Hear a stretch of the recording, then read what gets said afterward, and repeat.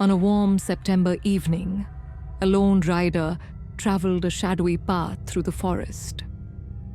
The dead leaves, bright with autumn colors, crunched softly under his horse's hoofs. As the harvest moon climbed higher, the sunlight faded, leaving only the dim glow of his oil lantern to push back the growing darkness. He knew his village was close, but fear of the Holler's dark reputation, the whispered tales of witches and beasts, gnawed at him. Suddenly, his horse froze, its ears flat against its head. The rider strained to see into the shadows when a loud snap of a branch shattered the silence.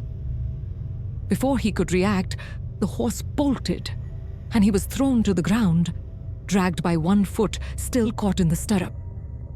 He managed to free himself, tumbling painfully against a tree. Alone and battered, the woods seemed to close in around him. A heavy, unnatural breathing broke through the silence. Then came slow, deliberate footsteps, crunching on fallen leaves. Panic seized him, and he ran blindly through the forest, shouting for help. But the woods offered no mercy. He tripped on a root and fell hard. When he looked up, he saw his fields, his home. Relief flooded him, and he began to laugh, limping towards safety. But from the darkness, a hulking creature emerged. It was taller than any man, its glowing eyes filled with hunger. The beast struck with massive claws, tearing into the rider. His screams were brief as it devoured him under the pale moonlight. At home, Agatha worked on her son's trousers, her children laughing as they played nearby.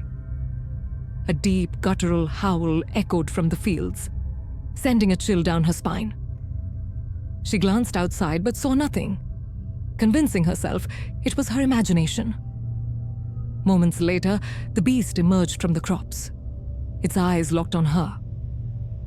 It moved like a shadow, swift and silent. Agatha barely had time to gasp before it attacked, ripping her apart. Her son Henry watched in frozen horror as his mother's life slipped away. She mouthed a final, desperate plea for him to run. The beast turned its bloodied gaze on the children, its hunger unending. Henry screamed for his siblings to flee, but the monster was relentless. One by one, the children fell, their cries fading into the night. High above the carnage, a coven of witches floated on their brooms, their laughter echoing through the Holler. They watched as the beast claimed each victim, leaving the field soaked in blood. When the slaughter was done, they descended, collecting 13 skulls, and the family's only survivor, an infant boy.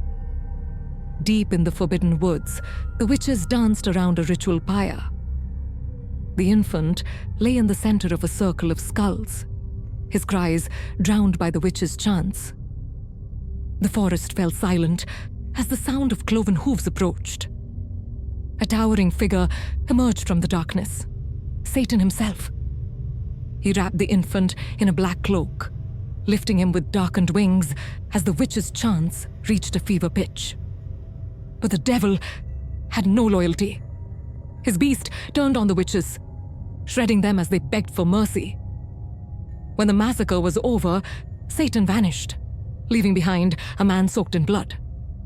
Alone in the forest, the man wept, realizing the terrible truth. He was the beast, cursed by his pact with the devil. And from that night on, the Holler belonged to him, a cursed soul trapped in a monstrous form, forever hunting in the shadows.